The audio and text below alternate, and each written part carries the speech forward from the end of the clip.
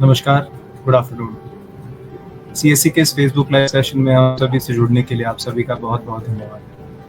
तो जैसा से हम जानते हैं, आप सभी जानते हैं कि हमेशा से हमारी कोशिश रही है कि हमारे कॉमन सर्विस सेंटर्स पर जो सर्विसेज मिलती हैं, हम उसे दिन प्रतिदिन उसमें ऐड करें, नई सर्विसेज आपके लिए लेकर आएँ, ताकि जो सिटीजन्स हैं उनकी ज़िंदगी आसान हो, उनको दूर दराज ना जाना पड़े, और हमारे जो वीएलईज़ हैं, जो आप लोग हैं, आपके लिए भी जो सर्विसेज हैं वो बढ़ें, आपकी रेवेन्यू बढ़े। और उसी क्रम में आज हम कुछ नई सर्विसेज आपके लिए लेकर आए हैं। बहुत इंपॉर्टेंट सर्विसेज हैं जो आज हम आपके लिए लेकर आए हैं। आज मैं आपको उनके बारे में बताएंगे, किस तरीके से उस सर्विस का आपको क्या फ़ायदे हैं, कैसे आपको वो सर्विस अवेल करनी है, ये सारी जानकारी आपको दी जाएगी। चलिए, आज जो हमारे साथ गेस्ट जुड़े हैं, मैं उनका परिचय आप सभी से कराना चाहूँगा। सबसे पहले ईजी गवर्नमेंट टीम से हमारे साथ माहिर पसरीजा जी जुड़े हैं, तो मैं आपका स्वागत करता हूँ सर। Good afternoon. और साथ ही साथ हमारे साथ सीएससी परिवार से शुभांगी जी जुड़ी हुई जी। तो शुभांगी जी, आपका भी मैं स्वागत करता हूँ आज के कार्यक्रम। तो जैसे मैंने बताया कि दो नई सर्विसेज का हम लॉन्च करने जा रहे हैं। अब आप अपने कॉमन सर्विस सेंटर पर रेंट एग्रीमेंट और एफिडेविट, ये दोनों चीज़ें आप अपने कस्टमर्स को उनकी सर्विसेज, उनके लाभ पहुंचा पाएंगे। जैसा कि आप सभी जानते हैं कि रेंट एग्रीमेंट और एफिडेविट ऐसी चीज़ें हैं जो हमें ज़रूरत इनकी पड़ती रहती है, और आजकल एफिडेविट आपको कोर्ट तक ना जाना पड़े, तो इससे अच्छा कुछ नहीं हो सकता है। तो इसी सर्विस के बारे में और जानेंगे। तो सबसे पहले मैं अनुरोध करता हूं माहिर जी से कि वो इस सर्विस के बारे में हमें और बताएं, साथ ही साथ हमारे बीएलईज़ को उनके क्या फ़ायदे हैं, उनके बारे में भी थोड़ा सा हम सबको बताएं सर, प्लीज़।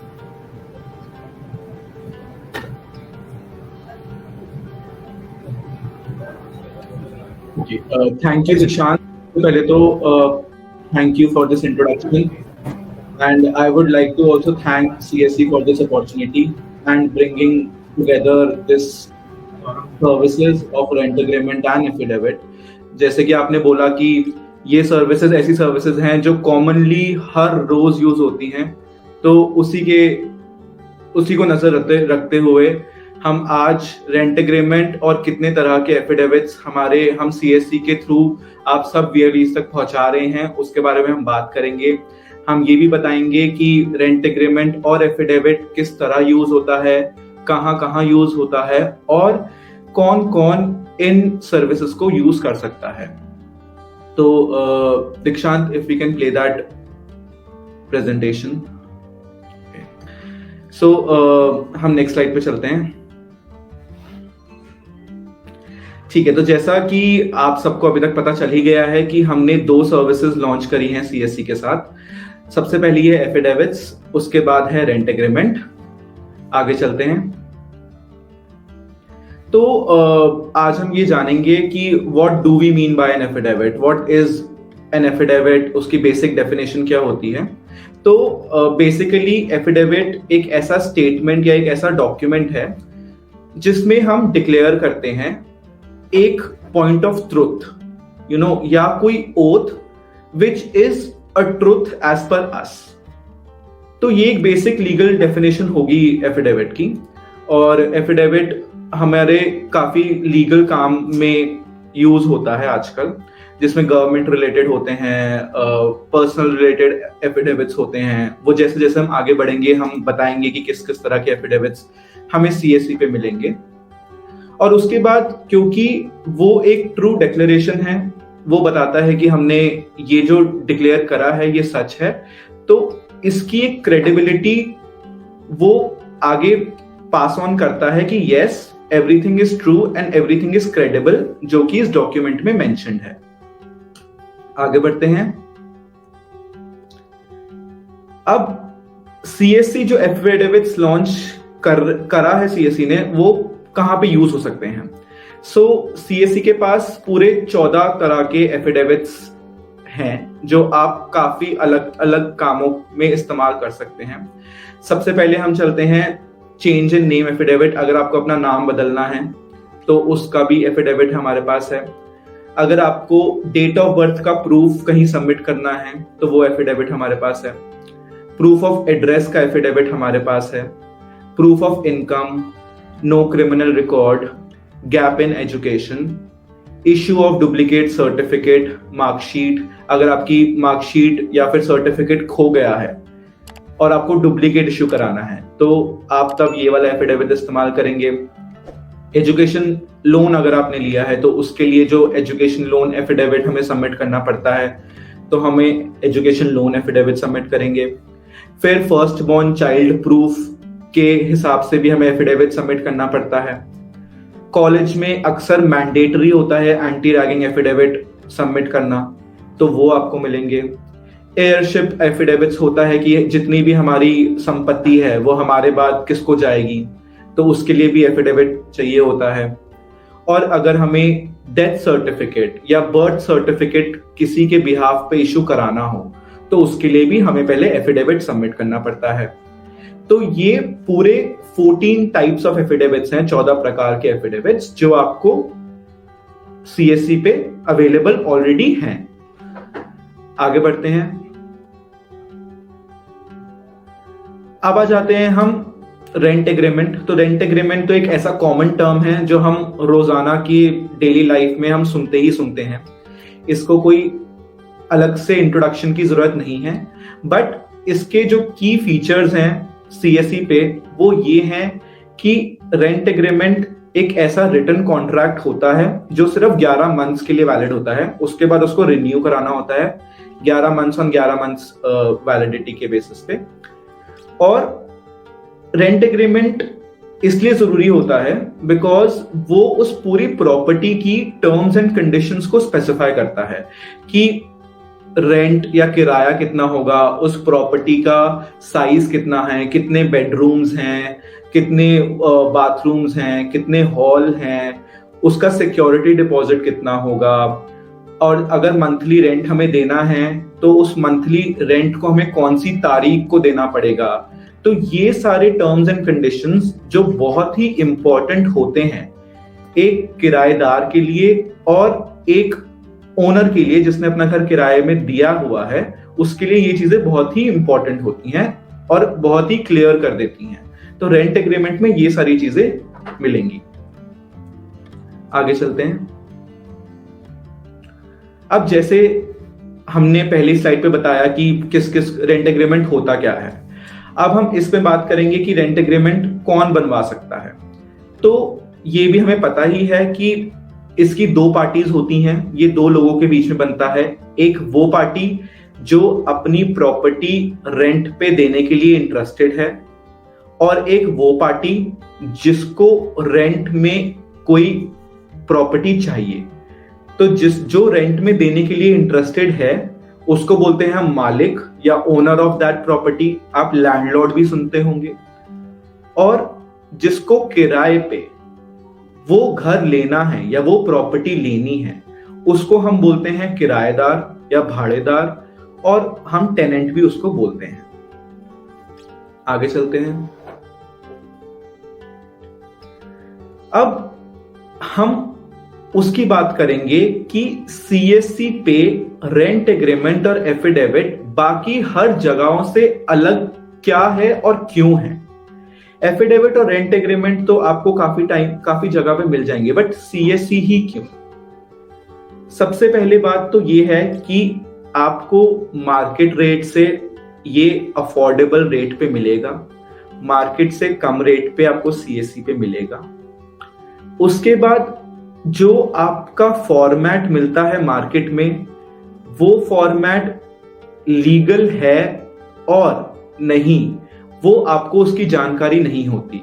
तो बाद में जाके वो आपके लिए ये मुश्किल हो सकती है कि वो बाद में होए कि ये तो वैलिड फॉर्मेट ही नहीं है जिसमें आप रेंट एग्रीमेंट या एफिडेविट बनवा सकते हैं। तो इसलिए सीएससी पे जो आपको एफिडेविट्स और रेंट एग्रीमेंट मिलेंगे वो लीगल फॉर्मेट में मिलेंगे जो लॉ एंड ऑर्डर के लिए वैलिड हैं। और अकॉर्डिंगली जैसे ही आप रेंट एग्रीमेंट और एफिडेविट अप्लाई करेंगे उसका ड्राफ्ट आपको इंस्टेंटली डाउनलोड होके मिल जाएगा। आपको कुछ घंटों की, कुछ मिनटों की या कुछ दिनों की वेट नहीं करनी पड़ेगी। आपको उसी टाइम तुरंत आपको इंस्टेंट डाउनलोड करके आपका ड्राफ्ट आपके पास मिल जाएगा। आगे बढ़ते हैं। जैसा कि हमने पहली स्लाइड पे बताया कि उसके की फीचर्स क्या हैं। एफिडेविट का लॉन्च प्राइस है 99 रुपए, विच इज ₹99, और रेंट एग्रीमेंट का लॉन्च प्राइस है ₹199, 199 रुपए। अब आते हैं कमीशन पे। तो इस प्राइस का 40% कमीशन वैलीज को मिलेगा। तो ये होगा कमीशन स्ट्रक्चर ऑफ एफिडेविट। 99 रुपए का 40% और 199 रुपए का भी 40% वैली की कमीशन होगी। अब हम चलते हैं नेक्स्ट स्लाइड पे। तो अब आगे हम ये बताएंगे कि सीएससी द्वारा आप रेंट एग्रीमेंट और एफिडेविट को अप्लाई कैसे कर सकते हैं, उसका आवेदन कैसे कर सकते हैं। आगे वाली स्लाइड्स पे अब हम ये बात करेंगे। हम आगे बढ़ते हैं, ठीक है। तो सबसे पहले आपको रेंट एग्रीमेंट और एफिडेविट की सेवाओं को आवेदन करने के लिए आपको डिजिटल सेवा कनेक्ट पे अपना यूजर आईडी और पासवर्ड और कैप्चा डाल के लॉगिन करना पड़ेगा। नेक्स्ट पे चलते हैं। सेकेंड स्टेप में हमें रेंट एग्रीमेंट और एफिडेविट ऊपर सर्च में टाइप करना पड़ेगा ताकि हम उस सर्विसेज तक पहुंच पाए। नेक्स्ट पे चलते हैं। स्टेप 3 में हमारे पास ऐसी एक स्क्रीन खुल जाएगी जिसपे हमें लॉग इन विद डिजिटल सेवा कनेक्ट पे क्लिक करके हमें एक बार और लॉग इन करना पड़ेगा। इस लॉगिन के लिए आपको यूजर नेम और पासवर्ड की आवश्यकता और जरूरत नहीं है, वो आप पहले ही डिजिटल सेवा कनेक्ट पे दे चुके हैं। ये स्क्रीन आपको दिखेगी। इसके बाद चलते हैं।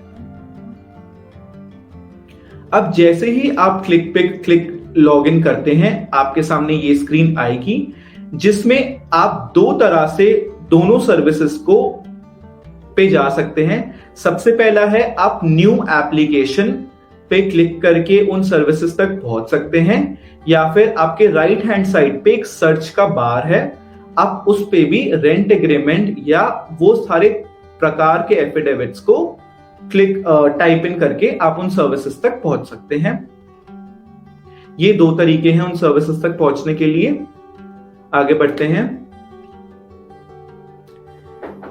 स्टेप 4 है, जैसे ही आप न्यू एप्लीकेशन या फिर आप सर्च करेंगे तो आपको ये एक स्क्रीन दिखेगी जिसमें रेंट एग्रीमेंट और बाकी 14 तरीके के जितने भी एफिडेविट्स हैं, other 14 types of affidavits along with rent agreement आपको यहां पे विजिबल हो जाएंगे और आप as per the customer request उस सर्विस को अप्लाई कर सकते हैं उसके बिहाफ पे।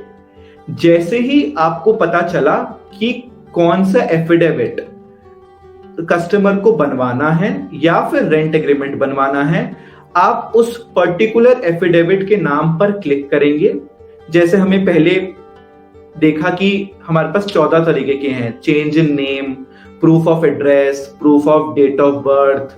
तो ये सारे एफिडेविट्स अब आपको यहाँ पे मिल जाएंगे और जैसे ही आप इन सब में से किसी भी एफिडेविट या रेंट एग्रीमेंट पे क्लिक करते हैं, आपको 1 से 2 बेसिक क्वेश्चन का आंसर करना पड़ेगा, जैसे उस कस्टमर का जेंडर या डेट ऑफ बर्थ क्या है। वो स्टेप 5 और स्टेप 6 में कवर हो जाएगा। अब आगे बढ़ते हैं हम। आगे बढ़ने के बाद हमारे पास ये प्रोसीड टू अप्लाई की एक स्क्रीन आएगी जिसमें हमें प्रोसीड टू अप्लाई का बटन क्लिक करना है ताकि हम आगे बढ़ पाएं। प्रोसीड टू अप्लाई का बटन क्लिक करते ही ओटीपी हमें कस्टमर का मोबाइल नंबर और ओटीपी डालना पड़ेगा, जो आप स्टेप 8 में देख रहे हैं। आगे बढ़ते हैं स्टेप 9 पे। जैसे ही आप कस्टमर का मोबाइल नंबर और ओटीपी स्टेप 8 पे डाल देंगे, वैसे ही आपके सामने एक एप्लीकेशन फॉर्म खुल जाएगा ताकि उसकी जो बाकी डिटेल्स हैं आप वो सब फिल आउट कर सकें। और ये डिटेल्स बहुत ही बेसिक और बहुत ही क्विक होंगी। आगे बढ़ते हैं। अब स्टेप 10 पे जितनी डिटेल्स हमने एप्लीकेशन फॉर्म पे डाली हैं, हमें उसका एक प्रीव्यू आ जाएगा जिसको हम पढ़ के ये देख सकते हैं कि क्या वो इंफॉर्मेशन सही है या हमें उसको एडिट करने की जरूरत है। अगर हमारे पास वो इंफॉर्मेशन सारी सही है, वो हमें आपको जैसे स्क्रीन पे दिखाई दे रहा है, इस स्क्रीन पे आपको वैसे ही फॉर्मेट में दिख जाएगी जिस फॉर्मेट में एफिडेविट सबमिट होना है। अगर वो सही है तो हम उसको सबमिट कर देंगे। अगर उसमें कुछ अपडेट की रिक्वायरमेंट है तो हम एडिट करके वापस एप्लीकेशन फॉर्म में भी जाकर चेंज करके वापस सबमिट कर सकते हैं। अब हम सबमिट पे क्लिक करेंगे और पहुंचेंगे स्टेप 11 पे। स्टेप 11 पे हम CSC वॉलेट के थ्रू पेमेंट करेंगे। ये वही पेमेंट है जो एफिडेविट के लिए ₹99 और रेंट एग्रीमेंट के लिए ₹199 है। ये पेमेंट करने के बाद स्टेप 12 पे हम आगे बढ़ेंगे। स्टेप 12 पे आपकी एप्लीकेशन सबमिट हो जाएगी और आप उसी टाइम पे डाउनलोड एफिडेविट पे क्लिक करके अपना एफिडेविट को ले सकते हैं। आपका एफिडेविट यहां पे आपको मिल जाएगा उसी टाइम। आगे बढ़ते हैं। ये पूरी जर्नी है कि एफिडेविट या रेंट एग्रीमेंट को किस तरह हम अप्लाई कर सकेंगे, और जैसे ही हमने अप्लाई किया हमें उसी टाइम पे वो एफिडेविट और रेंट एग्रीमेंट हमारे हाथों में मिल जाएगा VLE द्वारा।